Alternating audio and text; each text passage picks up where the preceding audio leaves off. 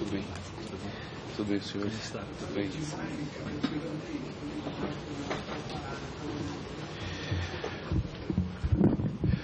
Bom, neste momento passamos a palavra ao pastor Marco Feliciano. Deputado Evandro, presidente em exercício nesse momento, muito obrigado pela oportunidade. Quero aqui pedir desculpa aos nossos debatedores, que aqui na casa a gente quase não almoça, a gente esquece que a gente é ser humano e dado o avanço do horário. Mas eu queria aqui fazer apenas algumas colocações, inclusive na fala do Dr. João Malheiro de Oliveira, temos algo em comum. Papai era lisboeta. Meu pai nasceu em Lisboa, então também tenho sangue português nas veias, né? Na sua fala, Vossa Senhoria falou aqui sobre haver uma outra vertente dentro da escola, uma vertente da qual o senhor não concorda. Eu queria que o senhor pudesse falar para nós um pouquinho sobre esta vertente da qual o senhor não concorda. E explique por quê. Nos últimos anos, parece que as nossas universidades federais, elas foram tomadas por um outro tipo de pensamento. Uma outra escola filosófica. Uma escola onde a família parece que ela não tem muito pensamento, não tem valor, pelo menos não o valor que a sociedade toda espera. Nos últimos anos, é claro que, dado tudo aqui não é nada absoluto, né? Também não chega a ser abstrato, mas os pensamentos de Karl Marx, mas trazidos aqui para o nosso Ocidente através de Gramsci, eu acho que trazendo uma revolução cultural. E nessa revolução cultural, parece que as escolas foram bombardeadas demais. Se não me falha a memória, o primeiro grande nível opressor pelo qual passa o ser humano no pensamento de Karl Marx é a criança dentro de casa, porque o pai a oprime. Não, essa é a segunda. Primeiro é o marido oprimindo a esposa, a mulher. Daí toda a vertente da nascente do feminismo. E o segundo é o pai e a mãe oprimindo a criança. Então a liberdade tem que ser dada a qualquer custo, e daí talvez o processo de libertinagem. Quando Vossa Senhoria fala sobre haver uma outra vertente dentro da faculdade, dentro das universidades, que batem com o pensamento da qual o senhor apresentou aqui, onde a educação ela pressupõe a proteção vinda dos pais, na sequência dos seus mestres na escola para os alunos, e então os alunos serem entregues para uma sociedade sadia, parece que isso não é visto hoje em dia. O que o senhor pode nos dizer sobre essa outra vertente, doutor João? Só abrir aqui. É o vermelho, né? Não. O senhor tem que apertar ali. Isso. Alô? Agora sim. Estão ouvindo? Estão ouvindo? Perfeito. Muito bem. Então você realmente foi no ponto, né? Você percebe toda essa ideologia marxista, né? É uma história longa, não vou aqui expor, porque isso aí nos levaria muito longe. Mas, sem dúvida alguma, né, as nossas universidades, principalmente todas elas na linha das humanidades, estão permeadas dessa filosofia, que é uma filosofia materialista. É uma visão do ser humano como se ele fosse um mero animal, né, e não tivesse o seu lado transcendente. Quando você despreza seu lado transcendente, você imediatamente despreza a sua parte intelectual e volitiva, que são as nossas partes superiores do homem. Os animais não têm inteligência e vontade como nós. Eles não têm poder de escolha. E quando você transforma o homem num animal, somente animal, você destrói a educação. As nossas universidades trabalham por aí. Veem-nos como meros animais. E nesse momento você destrói o ser humano e a educação. Nós somos seres humanos que eu costumo defini-los como animais racionais e relacionais. Então, fomos feitos para pensar e fomos feitos para amar. Quando nós não educamos o jovem nessas vertentes, simplesmente nós estamos diminuindo e tirando a dignidade, como disse muito bem a excelência do deputado Evandro, que está inerente a todos nós. Então, quero que vocês entendam que quando nós na universidade encontramos uma vertente materialista, simplesmente eu vejo uma vertente que está desvirtuando o que é educar. Me sinto contemplado nessa fala, muito obrigado. Queria também aqui parabenizar o doutor Pedro Paulo, que, agravante no seu nome, tem 2 apóstolos somados aí dentro, né? E pela sua exposição sobre como a internet hoje tem se tornado esse vilão. Embora o senhor já tenha apresentado aqui para nós algumas soluções, como filtros, como é que o senhor acha que deve agir esse parlamento na questão da educação para os nossos filhos dentro desse processo, dessa tecnologia desenfreada e que hoje traz tanta desinformação para os nossos filhos. Muito obrigado aí, Vossa Excelência, Pastor Feliciano, pela pergunta. Eu acho que é uma pergunta que eu gostaria de ter podido falar e agradeço a oportunidade. Olha, o parlamento, eu vejo que tem inúmeras possibilidades, né? Para citar alguns exemplos de como que o parlamento poderia ajudar a sociedade nessa internet mais saudável, né? Por exemplo, o parlamento tem poder de determinar que o governo ofereça subsídios, né, para que as famílias adquiram mecanismos de controle de conteúdo, né? Eu não acho que o parlamento deva impor o controle de conteúdo, porque isso aí violaria a nossa Constituição em termos de liberdade de expressão e nos aproximaria de regimes totalitários, né? Mas o parlamento pode facilitar as famílias a terem esse acesso, né? Ou seja, provedores de internet que tenham que oferecer como algo opcional, ou vamos dizer, que sejam obrigados a oferecer uma opção à família, e aí cada pai, cada mãe, dentro do seu projeto educacional, pode escolher aquilo ali, né? Porque existem famílias que têm condições de pagar ali um valor pequeno para ter um acesso à internet, mas que não têm condições de pagar por uma tecnologia mais sofisticada para ter esse controle, né? Então o parlamento pode dar essa opção. Além disso, o parlamento também como vamos dizer assim, na regulamentação das escolas nas quais o governo tem responsabilidade, né? Isso já existe em vários estados. Por exemplo, o estado de São Paulo tem uma legislação específica em que as escolas públicas oferecem uma internet sem conteúdos que não têm nenhuma relação com o estudo, né? Conteúdos pornográficos, eu acho que é algo que é bastante ponto pacífico, né? De que tanto o município de São Paulo como o estado de São Paulo tem uma legislação específica que estão implantadas e em funcionamento, e as escolas públicas todas do estado e do município, em nível de ensino médio e ensino básico, têm filtros de conteúdo atualmente funcionando. Eu participei desse projeto, vamos dizer, como consultor, e também participei acompanhando a instalação disso daí, e sei que está em operação e que funciona muito bem. Não há queixas, né? Ou seja, o aluno não se queixa de não poder acessar pornografia na escola, né?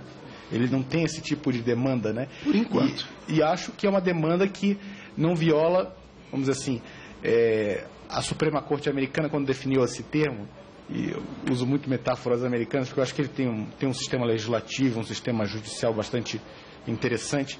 A Suprema Corte Americana, um dos juízes teve uma frase famosa que ele diz assim: eu não sei definir pornografia, mas eu sei que quando eu olho para uma coisa eu sei o que é, né? Então essa frase de um dos juízes da Suprema Corte Americana, quando definiu esse tema do direito das escolas de controlarem isso, né? De que isso não violaria a primeira emenda da Constituição Americana, que é a liberdade de expressão e a liberdade religiosa, justamente é um papel do parlamento, né, de controlar suas próprias escolas, nas escolas em que o governo tem responsabilidade, né. Outra coisa que eu vejo que o parlamento poderia contribuir, né, no caso dos videogames, né, de que essa classificação, que hoje é uma classificação indicativa, né, por exemplo, que se exigisse uma prova de identidade para aquisição dos jogos que estão classificados como 18 anos, de que houvesse jogos extremamente violentos, que houvesse uma prova de identidade, que os pais tivessem talvez uma tarja, né, como há no caso do cigarro, né, de que esse jogo contém cenas fortes de violência, estupro, etc. e tal, né? Ou seja, o pai tem que saber o que está comprando para sua casa, e o parlamento pode ajudar o pai que é menos atento a ter um aviso grande, né, de que aquele conteúdo ali. Então eu vejo que são várias formas em que não se viola a liberdade de expressão, não se viola as liberdades individuais, mas que o governo pode contribuir com medidas que auxiliam aqueles que têm que educarem de maneira eficaz.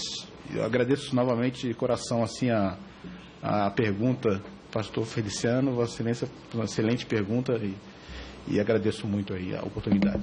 Eu que agradeço, senhor Pedro Paulo, e se o relator não acatar essas opiniões, eu vou lançar esses projetos aqui. São projetos extremamente interessantes. E isso soma ao trabalho dessa legislatura. Senhor presidente, me sinto contemplado. Parabenizar também o doutor Vladimir Brega, que aqui falou sobre família. E a questão, acho que a dúvida que paira sobre a sociedade, e aqui às vezes acaba convergindo em disputas, é família e casamento. Casamento uma coisa e a constituição da família é outra. Eu fui criado só com a minha mãe, então não tive a figura paterna. Em contrapartida, tive um avô dentro de casa. Então, nós temos uma família monoparental aqui formada. Então, a família ser colocada dessa forma e a questão da dúvida acerca sobre o casamento, da união de um homem e de uma mulher, isso é um outro assunto que o nosso nobre relator vai sofrer bastante para poder definir isso. Muito obrigado, senhor presidente. Convido o pastor Feliciano para que o deputado pastor Feliciano que assuma a presidência. Eu tenho mais cara de presidente do que... Muito obrigado, deputado Evandro. Vamos agora para ouvir o nosso relator e autor do requerimento, o deputado Diego. Senhor presidente, se me permite, desculpa, relator, meu querido amigo Diego, eu queria pedir desculpas por não ter conseguido ficar o tempo integral aqui, deputado Diego, porque nós estávamos no sistema prisional falando sobre as APACs, e a contribuição lá era fundamental e só hoje podia usar a palavra para esse fim. Deputado Hélio, o seu nome estava aqui na lista? Estava. E agora o senhor apareceu, o senhor fique à vontade. Mas, para parabenizar, ouvi pouco os expositores, mas desse tema também conheço relativamente bastante. E só um comentário, não tão dentro do contexto aqui, mas para parabenizar o nosso relator e os vice-presidentes, o presidente da nossa comissão. Nós fizemos em Minas Gerais, na segunda-feira, a primeira audiência pública do Estatuto da Família, em Varginha, no sul de Minas. E foi acima da nossa expectativa, na Câmara Municipal de Varginha, a audiência pública extremamente prestigiada, com todos os segmentos, movimentos evangélicos, católicos, de outras religiões, entidades da sociedade civil, pastorais, movimentos. Foi espetacular, senhor presidente, espetacular. E quero aqui elogiar e aplaudir o nosso relator, que ao perder o voo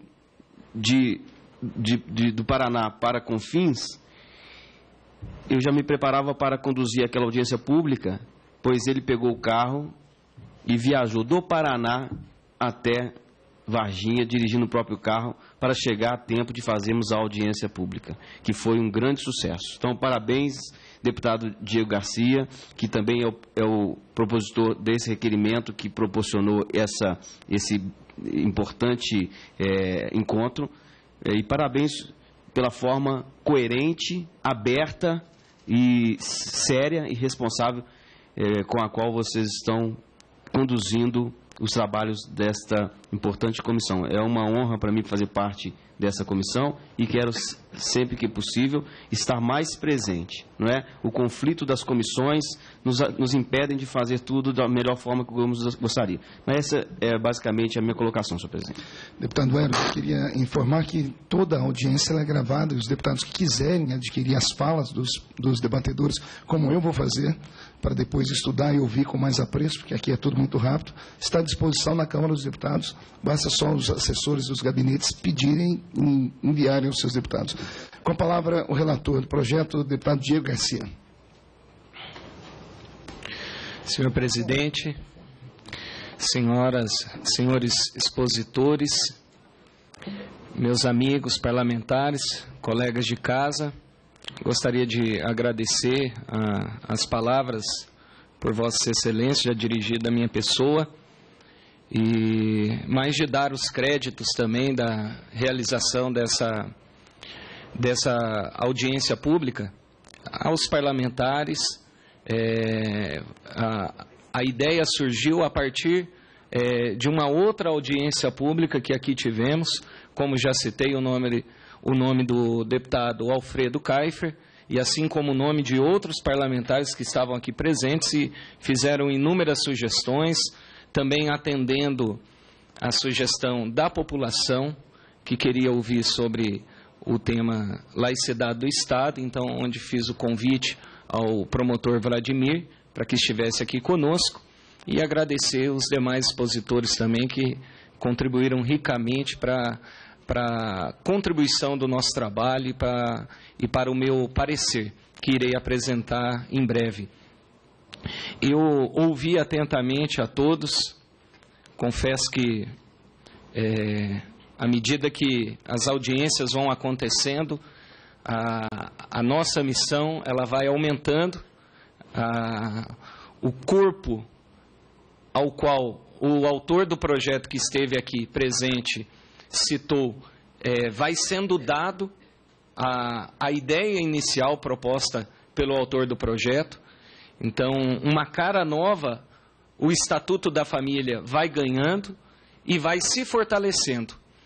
Eu acredito que, ao longo do tempo, pois ainda teremos várias audiências públicas, tem vários requerimentos que foram apresentados pelos deputados, que ainda serão realizadas aqui em Brasília, e não só em Brasília, em vários estados do nosso país. Vários estados foram contemplados, então o espaço está aberto, onde todos podem participar. Agradecer ao E-Democracia, que está nos prestigiando mais uma vez, fazendo a transmissão ao vivo da comissão, mostrando a participação assim também dos parlamentares e abrindo o espaço para que a população também possa fazer pergunta, no caso hoje aos nossos expositores. E acho que o querido presidente dessa comissão já tem algumas aí em mãos. Já está, inclusive, encaminhado. O nosso nobre procurador foi bombardeado aqui. Logo, logo ele vai fazer as exposições dele. Já tem algumas em mãos que serão respondidas. Então, isso mostra aquilo que nós, no início, apresentamos como um plano de trabalho a ser realizado para o nosso parecer, que está sendo cumprido e realizando ele da maneira mais democrática possível, onde todos podem participar, e é um tema que realmente a sociedade brasileira precisa participar e quer participar. A gente vê que aonde a gente passa, e foi o que aconteceu na cidade de Varginha, sul de Minas, onde parabenizei o deputado Eros Biondini, que coordenou os trabalhos a pedido do presidente dessa comissão, o deputado Sóstenes, levando para o interior do Estado a audiência pública, prestigiando aquele município, e foi uma audiência riquíssima, onde os vereadores daquela cidade, um deputado estadual também ali do estado de Minas Gerais, se comprometeram a partir daquele momento em acompanhar esse projeto de lei, acompanhar essa comissão e também a realizar outras audiências públicas no município e enviar para essa comissão e para esse relator também sugestões a esse projeto. E assim será em todos os demais municípios. Bom, falando aqui um pouco sobre a exposição do senhor João, que não o conhecia, mas já havia tido inúmeras referências sobre o senhor e muito positivas. E aqui quero citar alguns pontos de sua fala e também fazer algumas perguntas que alguns consultores dessa casa nos encaminharam. O senhor citou aí um ponto relacionado à tutoria trimestral, que o senhor mesmo disse que o senhor mesmo denominou assim, e que eu achei importantíssimo, algo que hoje a gente vê muito pouco acontecer. Eu lembro no meu tempo de primário, o quanto a minha mãe era chamada a participar das reuniões na escola, mas porque eu era arteiro, viu, deputados? Porque eu não era fácil não na escola. Mas o quanto isso contribuiu, né? A minha mãe, eu era gordinho, né? Eu gostava muito de correr, de brincar, de jogar bola, E as minhas artes ali dentro da escola faziam com que a minha mãe fosse convocada frequentemente a estar lá. E é óbvio, como mãe me defendia, mas também ouvia e assim participava desse momento tão importante na minha vida. E o quanto isso contribuiu? Quanto isso contribuiu na minha formação, quanto isso contribuiu no meu crescimento. E a gente vê que hoje isso é uma realidade que, como o senhor também disse aqui, está sendo terceirizada. Essa responsabilidade da participação dos pais junto às escolas está sendo delegada a outros. E depois, se o senhor puder, também gostaria que falasse um pouquinho mais sobre isso. O senhor também citou a questão do desgaste, até no seu slide colocou ali um corredor cansado, debruçado sobre o braço, sobre o seu próprio braço. E o senhor colocou então a questão que as famílias estão desistindo de educar. As famílias perderam a referência. As famílias estão desanimadas. E o senhor pontuou aí com relação às suas palestras aos pais e colocou que esses pais depois o procuram dizendo: olha, muito obrigado, eu estava desistindo, eu estava desanimado, eu estava achando que eu estava indo pelo caminho errado. E nós estamos vendo essa pressão hoje, essa pressão sobre as costas dos pais. Os pais simplesmente se calam diante de tudo aquilo que nós estamos ouvindo, diante da exposição do senhor Pedro também. Nós estamos vendo a omissão por parte dos pais, né? Essa falta da participação mesmo e de continuar contribuindo com a educação. Então eu vejo que os pais têm que ser despertados. Os pais não podem mais continuar da maneira que estão, desistindo de educar, desistindo da família, abandonando suas famílias.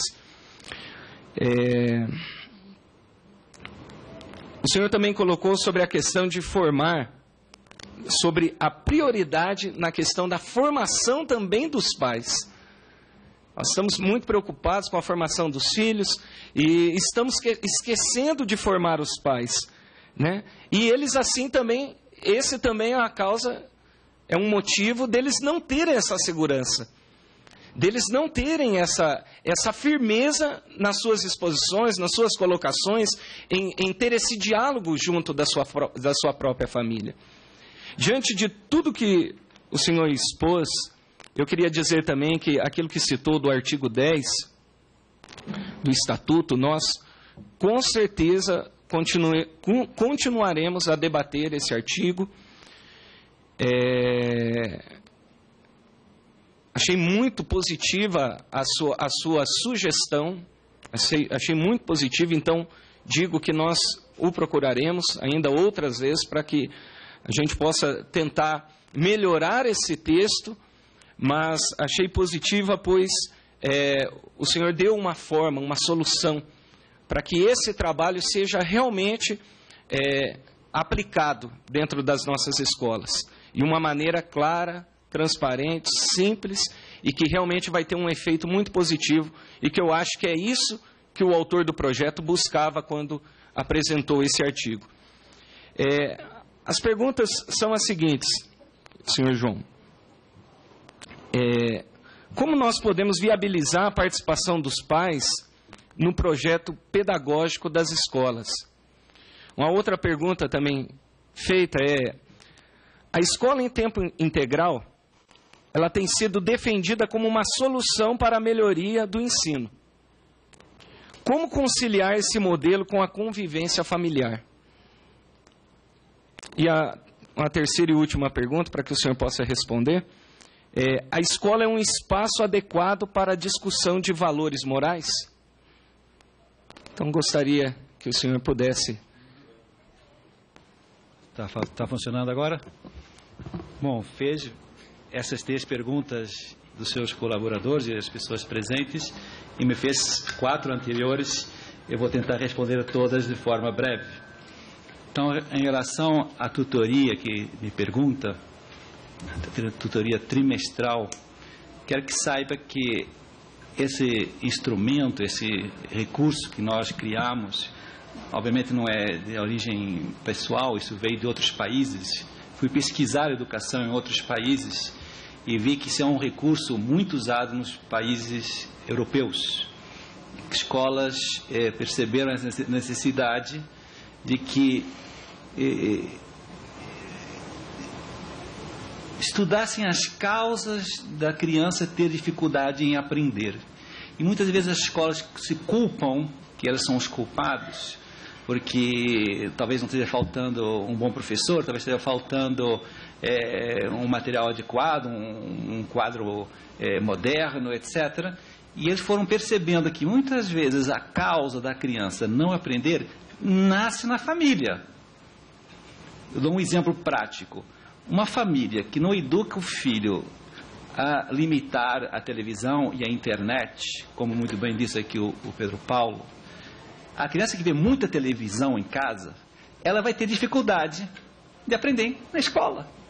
Um recurso muito prático para uma criança começar a melhorar a aprendizagem é diminuir a televisão. Agora, como é que os professores vão saber disso se não há um contato próximo com a família e discutirem juntos essa dificuldade? Então, eu dou um exemplo simples, mas que é muito real, que muitas crianças começaram a melhorar muito a aprendizagem na escola depois que os pais simplesmente, junto com os professores lá da escola, fizeram um plano de uso da televisão e da internet. Uma coisa simples que mostra, que ilustra como família e escola, quando estão trabalhando juntos, produzem resultados excelentes. E tem outro aspecto importante. Nós também percebemos que a virtude do bimestre, por exemplo, na escola, vou dar o exemplo da ordem material, era o exemplo que os garotos estavam aprendendo lá, pôr em prática na escola e também em casa e tal. Depois houve um retorno para dentro da família, porque me contaram várias mães que começaram a ser policiadas pelos próprios filhos quando jogavam uma lata de Coca-Cola no chão. Mãe, você está jogando uma lata no chão, mãe? Isso não pode, mãe. Garotos de 4 anos falando isso para os pais. Então, é muito interessante ver que essas tutorias nada mais é do que estão aproximando família e professores, ambos a educarem a mesma criança. Depois, a terceirização existe, uma segunda pergunta, por um motivo muito simples, né? No momento em que os pais estão com essa visão mais materialista, mais marxista que expuseram, me fez expor há pouco, e percebem que então esse os pais sentem um pouco essa necessidade. Eu tenho que dar isso para o meu filho, né? Então eu tenho que trazer dinheiro para casa. Eu serei um bom pai se trouxer dinheiro para casa. Então começa a pensar assim, bom, então eu tenho que ganhar mais, eu tenho que trabalhar mais, então não posso me dedicar tanto aos filhos, e aí há a tentação de terceirizar. O problema é quais são as consequências disso. E ilustro com um exemplo bastante simples e recente. Um pai que mora lá na Barra da Tijuca, um pai que você deve conhecer, chegou mais cedo em casa e teve a seguinte tentação. Hoje, sexta-feira, vou perguntar para o meu filho, quem que ele gosta mais? Da mãe ou do pai? Oh, que bobagem. E aí, filho, senta aí, tá uma Coca-Cola. Escuta, me tira essa curiosidade, filho. Você gosta mais de mim ou da mamãe? E ele tinha dado um PlayStation 4 mês anterior, porque fez aniversário. O filho achou que ia ganhar de barbada. E o filho, que tem 10 anos, chegou para o pai e falou, pai, posso falar realmente?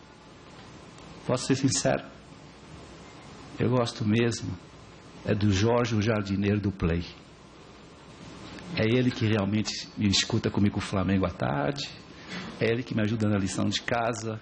É ele que realmente se preocupa comigo. Aí estão as consequências da terceirização. Os pais achando que trazendo dinheiro para casa e dando os recursos materiais estão sendo bons pais, quando na prática estão matando os próprios filhos. Depois me perguntou dessa desistência das famílias.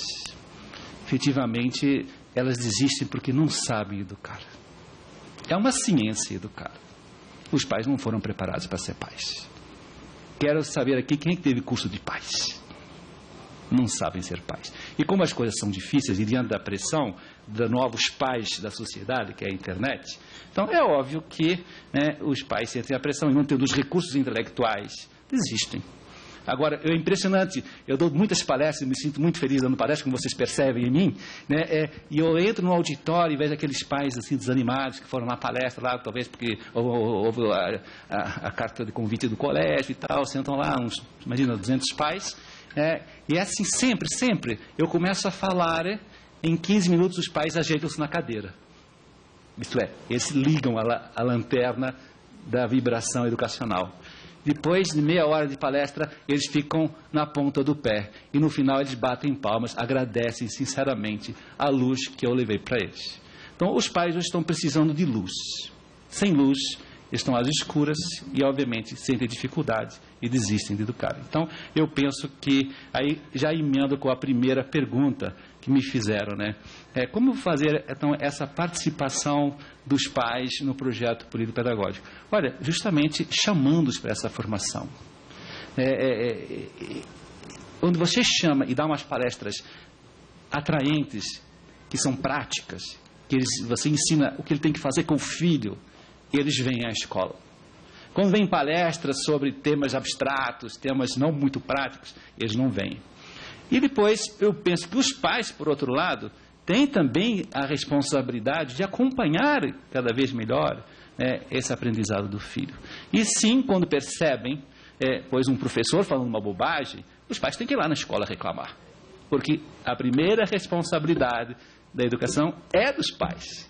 E se um professor fala uma bobagem que não vai de acordo com o seu pensamento e com os seus valores, ele tem que ir lá intervir e fazer parte desse projeto político-pedagógico. Quem que faz isso hoje? Muitos poucos pais. Mas fazem. Toda a escola tem a presença de poucos pais participando do seu projeto pedagógico. Então, os pais hoje têm que estar muito mais atentos ao que os seus filhos estão aprendendo na escola. Aqui fica um alerta para os presidentes, porque por mais, às vezes, professores bem intencionados, por não terem também a suficiente formação, acabam se envolvendo com os embalos de uma editora, com os embalos de uns poucos pensadores, e aí acabam ensinando bobagens para os filhos. Depois, você me pergunta da formação integral. Eu sou muito adepto da educação integral. Mas que seja real essa educação na escola. Tem muita escola que adota esse modelo, mas depois ficam brincando de damas e ficam brincando de bonecos, né, nesses horários pós as aulas. Não, aí é perda de tempo. Se você, sim, eu já tive experiência de projetos nesse sentido, de oferecer à escola atividades científicas e culturais pós o aprendizado normal da escola, essa escola é vibrante, essa escola o garoto adora ficar na escola, porque ele está com seus amigos, né, estudando, está com seus amigos comendo, está com seus amigos se divertindo, e ele acaba adorando a sua escola e vai produzindo resultados de aprendizagem muito maiores. Hoje o garoto ficando em casa a tarde inteira, o que ele fica fazendo? Você sabe, né? Fica na internet o tempo todo, não fica dormindo e, obviamente, estuda muito pouco. Estou muito preocupado com o pouco estudo do jovem hoje. Já fiz pesquisa agora, mês passado, e sabem qual é a média de estudo de um garoto, escola boa, 2 horas semanais. Pesquisa do mês passado. Alunos do 6º ou 9º ano, escola boa, estão estudando apenas 2 horas semanais. Quem é que aprende hoje alguma coisa com 2 horas semanais? Então, hoje o jovem não está estudando, perdeu-se a cultura do estudo. Se a escola hoje ajuda com o ensino integral a estudar na escola, sem dúvida alguma, que é um resultado impressionante. E, por fim, é possível ensinar valores morais na escola? Como eu expus na minha fala, eu interpreto hoje valores morais como valores éticos, portanto, de atitudes, de comportamento, não tanto ligados a uma religião específica. Ensinar a temperança é valor moral. Regular o prazer do celular, o prazer de um jogo, o prazer da comida, o prazer de um sofá, isso é valor moral que há que ser ensinado sim, porque vai ter resultado depois na própria aprendizagem. Quando você hoje afrouxa na educação moral na escola, você está indo contra o aprendizado. E eu noto isso em tantas crianças hoje, que falam, professor, eu estudo em casa, mas não sei na prova, dá um branco. parece que não vem nada. Eu falei, é porque está faltando uma virtude, que é a virtude da fortaleza, que é estudar, dominar os seus sentimentos, a sua afetividade, as suas paixões, que na hora vem e bloqueia realmente a inteligência. Todos nós temos esse problema, às vezes, na hora dá um nervosismo e bloqueia tudo, né? Isso é falta de formação intelectual, que vem da educação afetiva. Então, a educação moral hoje é o caminho da educação intelectual para chegar na educação volitiva, que é a educação da liberdade. Sem liberdade, você está frustrando o jovem. Ele não consegue alcançar aquilo que ele acha que é bom, mas não tem forças. Isso é uma educação fracassada.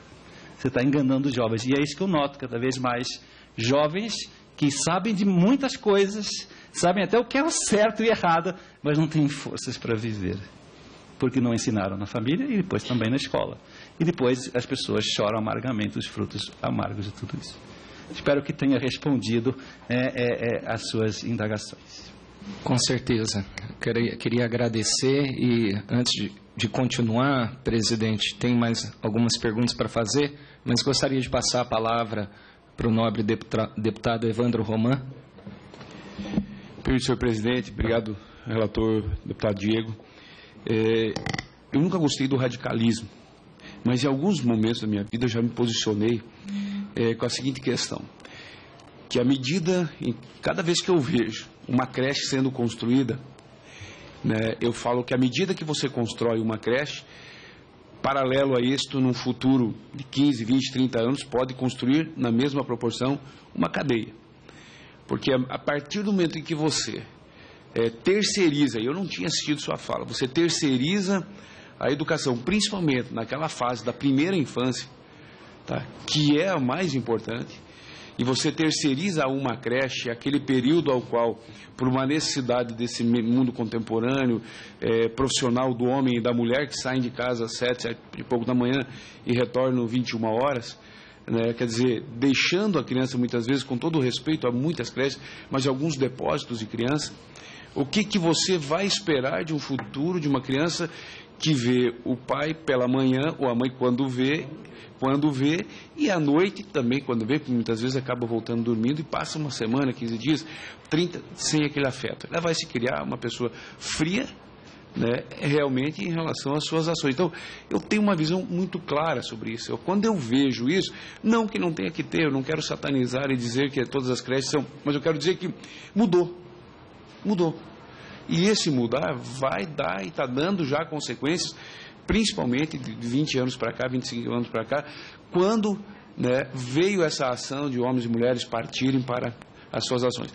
Outro ponto, e já terminando, até porque também tem uma outra ação para fazer agora às 13 horas, quando o senhor fala de que eles vão para casa, estudam pela manhã e vão para casa, hoje, tá, nós estamos com um problema muito sério de saúde pública em relação às nossas crianças. Nossos jovens estão engordando, estão ficando obesos, com sobrepeso e obesidade imenso. Nós estamos passando quase do nível norte-americano. E isso está trazendo o quê? O desenvolvimento de doenças crônico-degenerativas, que quem são os médicos na área sabem que é o diabetes, o mau colesterol, hipertensão, as cardiopatias. Por quê? Porque a criança ela fica ociosa. O pai sai às 7 e a mãe também volta 21, 22. Ele chega em casa, muitas vezes ele come o que tem, e o que tem, muitas vezes, ele é hipercalórico. E sendo hipercalórico, ele entra naquele processo de invernar na tarde dos nossos filhos, e ele vai adquirindo, ele vai se tornando obeso, e ele vai criando. Isso estará futuramente, num prazo, quando ele completar seus 28, 30 anos para cima, onerando os cofres públicos dentro de uma ação direta, tá, com essas doenças crônico-degenerativas que vão sendo desenvolvidas. Então, tem que mudar. O que fazer? Eu não sei, agora, a educação integral, concordo plenamente, também é uma das coisas que eu gosto de falar sobre educação, mas não pode ser um local onde pela manhã tem aula normal e à tarde torna-se um local de um confinamento, né, um clube, para que as crianças ali fiquem realmente...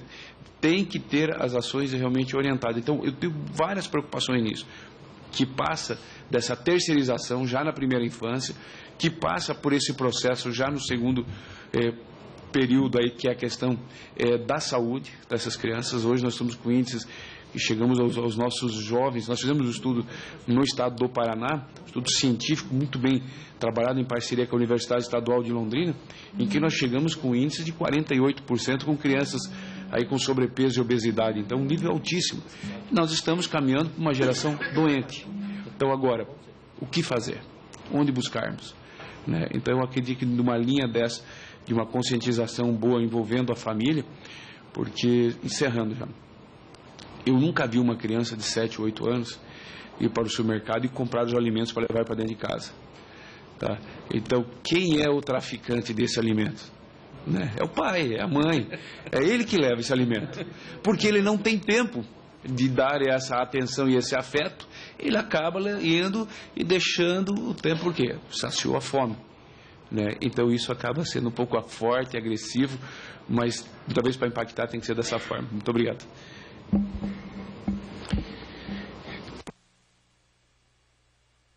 Gostaria de agradecer a presença do senhor Pedro também, Pedro Paulo, que nos abrilhantou com as suas exposições aqui. Eu, ainda ontem, tive a oportunidade de participar de uma excelente audiência pública na Comissão de Direitos Humanos, falando sobre a exploração sexual de crianças relacionadas ao estado da Paraíba, Pará e Goiás. Eram os 3 estados ali presentes, com diversas autoridades e pessoas que estão enfrentando essa realidade em seus estados. E realmente, aquilo que nós estamos vendo hoje, disponível de conteúdos na internet e que tem o fácil acesso das nossas crianças, é algo muito preocupante. Eu ainda não tenho, vou ter agora em junho a minha primeira filha, Maria Clara. Estamos aí ansiosos e é algo que eu me preocupo. Porque se hoje nós já estamos vendo que no celular você tem acesso a tudo, quanto mais, como será daqui a alguns anos?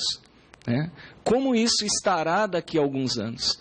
Então, se realmente a gente não se preocupar em começar a pensar meios, formas, que a gente consiga bloquear esse acesso, mas não, eu gostei muito da sua exposição quando o senhor falou, não de uma maneira onde nós estamos simplesmente proibindo, mas onde nós estamos dando a alternativa para que o pai possa fazer isso.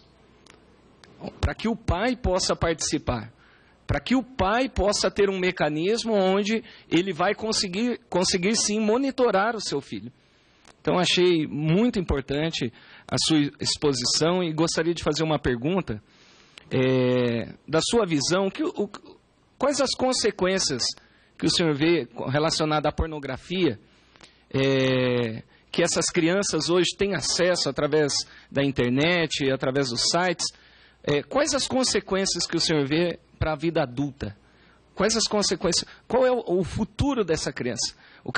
Como será essa criança amanhã? Eu gostaria que o senhor falasse um pouco. Agradeço a Vossa Excelência a pergunta. Existem alguns estudos que mostram os efeitos da pornografia na vida familiar e no desenvolvimento das pessoas, né? Uma das coisas que se percebe com relação à pornografia é eu diria assim, a desvalorização da mulher, né? Eu acho que esse é o grande efeito para o futuro em termos de como que as crianças vão ver as mulheres no futuro, né? A mulher que existe na pornografia, ela não existe no mundo real.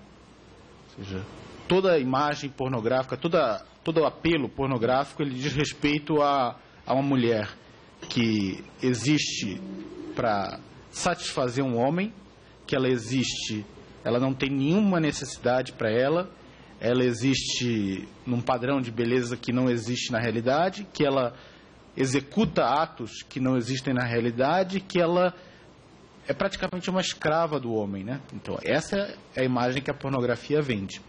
Depois de muitos anos exposto a isso, né, uma criança, um adolescente, um próprio adulto que está há muitos anos exposto a isso, vai casar e não vai encontrar isso no seu casamento. E isso, além de ter inúmeros problemas, né, faz com que aquela mulher seja desvalorizada como uma pessoa humana, né? Ou seja, como alguém que tem uma dignidade muito grande, né? É a dignidade de uma mãe, né? Então, eu acho que esse é um dos efeitos. Outro efeito que eu vejo com relação a isso é a questão psiquiátrica, a questão de depressão e de dependência, né? Essa questão é bastante... existem alguns estudos. Nos Estados Unidos é muito comum existir uma coisa chamada think tanks, né? Que são grupos de pensadores, né? Que eles se reúnem para publicar documentos que depois têm impacto no Congresso americano em geração de políticas públicas, né? E se falava, né, que a questão do uso da pornografia como substitutivo de, vamos dizer assim, de busca de prazer desenfreado é algo que faz com que as pessoas tenham uma taxa de depressão e de suicídio, né, elevada comparado aos grupos que não fazem uso extensivo desse tipo de... Então, como problema de saúde pública, né, eu diria também que o consumo de pornografia é algo que cria um dano à saúde pública e que poderia, vamos dizer assim, nesse caso que foi falado anteriormente, né, do abuso de menores, né, a legislação é extremamente branda no Brasil, né? Toda a legislação penal no Brasil é extremamente branda, né? E um crime tão grave como esse, assim, tem umas punições, vamos dizer assim, muito simples, né? Muito singelas, assim, e que, vamos dizer, não fazem com que as pessoas se sintam, vamos dizer, preocupadas com o peso, né, que o Estado pode colocar ali em termos de punição para aquele infrator que está, vamos dizer assim, cometendo um grave crime que é destruir uma criança, Então, eu diria que esses são os efeitos que se tem visto, assim, né? Do ponto de vista psiquiátrico, do ponto de vista de relacionamento matrimonial, assim. Uhum. Eu gostaria de agradecer ao senhor pela exposição. Até o querido deputado pastor Marcos Feliciano me provocou aqui, né? Mas enquanto ele falava, eu já estava anotando aqui atentamente todas as suas sugestões que a gente pode colocar aqui no nosso parecer final, e com certeza nós iremos construir juntos. Vou contar com a sua ajuda, vou contar com a ajuda de outros especialistas também na área, para que a gente possa construir juntos um trabalho nesse sentido, e que, se não for possível dentro do Estatuto da Família, mas que a gente possa apresentar a essa casa algum projeto de lei que possa realmente adequar à realidade que a gente está enfrentando hoje no nosso país. Então, eu gostaria de agradecer, presidente, a oportunidade, e de passar também ao promotor, né, que tem algumas perguntas que foram feitas aí pelo portal E-Democracia. Muito obrigado, nobre relator. Parabéns pelas perguntas, pelas provocações feitas aos nossos debatedores, e como está sendo rica a audiência de hoje. Como nós já estamos com avançadas horas, eu creio que está todo mundo aqui com fome e já começamos o trabalho lá no plenário, eu já vou passar para as considerações finais, pedindo desculpa a todos e pedindo ao doutor Vladimir para que, já nas suas considerações finais, responda, se for possível, as perguntas dos nossos, deixa eu só citar o nome deles aqui, da Beatriz, do Paraná, da Natália, de Paraguaçu Paulista, e tem uma pergunta aqui do Renato, de Brasília, que não tem a quem foi indicado a pergunta, porque ele faz uma questão a respeito do governo federal. Não sei se o senhor pode ler e, se possível, responder.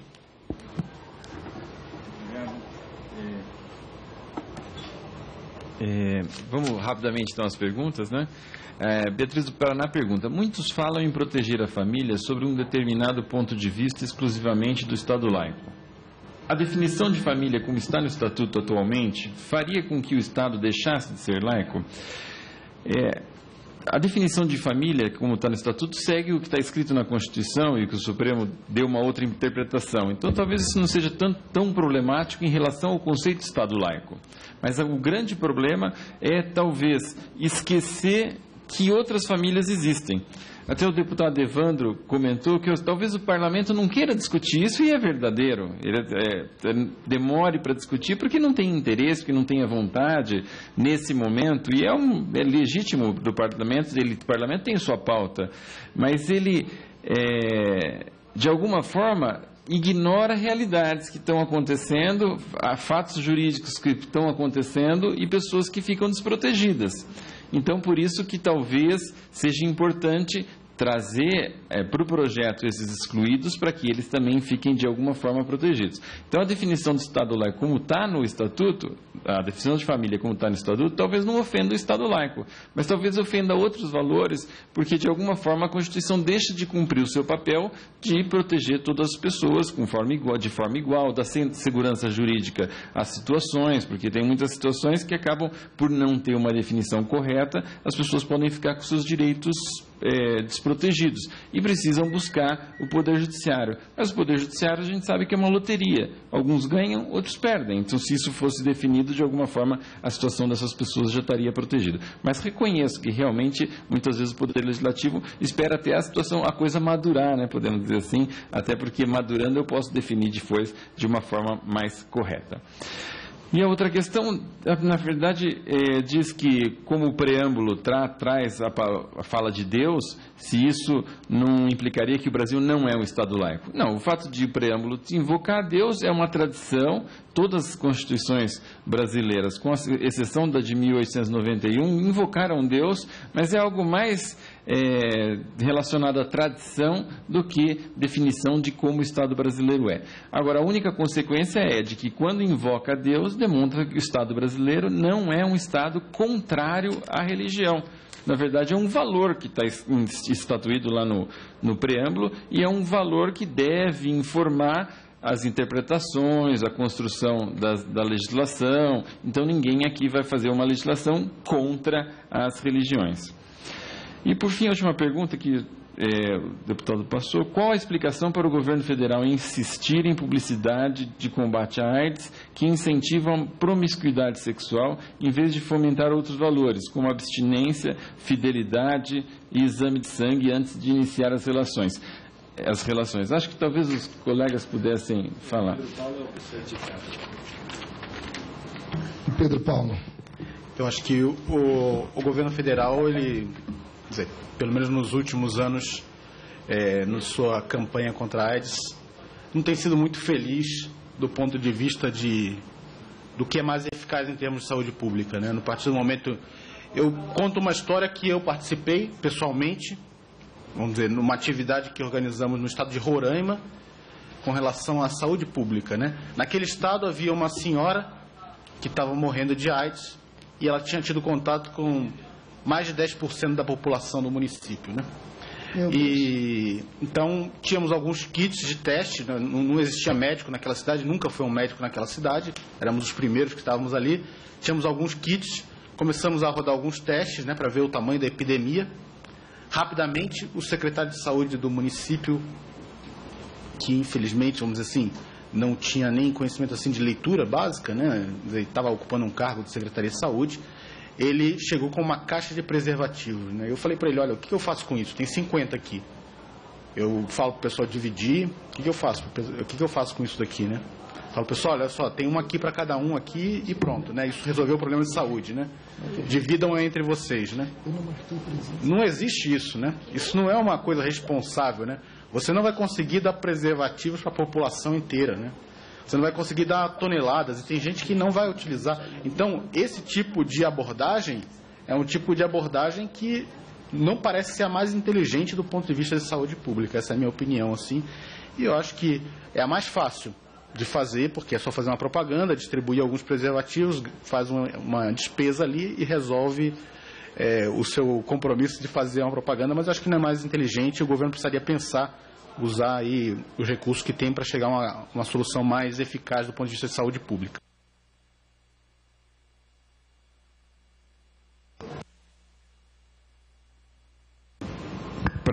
Para encerrar minha participação aqui, eu quero mais uma vez agradecer o convite da comissão, o convite que foi proposto pelo deputado Diego Garcia. Dizer para mim foi um orgulho participar aqui de uma atividade do Poder Legislativo pela primeira vez e entender de alguma forma como funcionam as coisas e perceber o quanto os deputados prezam para discutir as questões e para de alguma forma modificar e regular, podemos dizer assim, a vida das pessoas. Muito obrigado e obrigado pela participação de todos.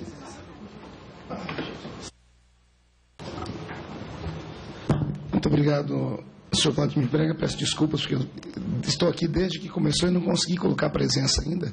Eu vou ter que pedir para um dos deputados vir aqui só para eu poder botar presença, porque quando eu encerrar eu vou ficar com falta na audiência que eu presidi desde o começo. Então, só por um minutinho. Inclusive, eu quero passar aqui a mão do nobre relator, os livros do Dr. João Malheiro, porque eu acho que ninguém melhor do que Vossa Excelência para ler e absorver para dentro do nosso Estatuto da Família.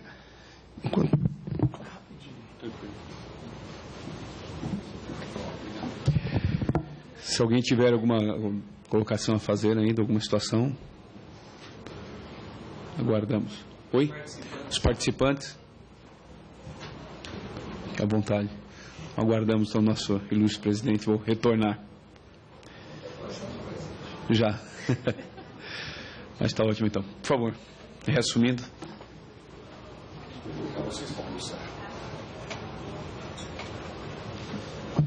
Mais uma vez eu quero aqui agradecer a presença de todos. Eu ia passar as considerações finais, eu acho que estamos contemplados, todos já falaram. Agradecer ao senhor Pedro Paulo de Magalhães Oliveira Júnior, agradecer ao senhor João Malheiro de Oliveira e ao senhor Vladimir Brega Filho pela nobre participação e pela contribuição que deu à Comissão do Estatuto da Família. Agradecer aqui ao nosso relator, que é o requeridor dessa nossa audiência, deputado Diego. Parabéns a todos os deputados presentes. E, não havendo mais nada a tratar, eu declaro encerrado a audiência pública. Sim, desculpa. Nada mais havendo a tratar, declaro encerrados os trabalhos. Antes, porém, convoco reunião para o dia 21 de maio, às 10 horas, conforme pauta a ser divulgada. Está encerrada a presente reunião e os deputados, se não correrem para o plenário, vão ficar com falta. Foi o que me informaram aqui.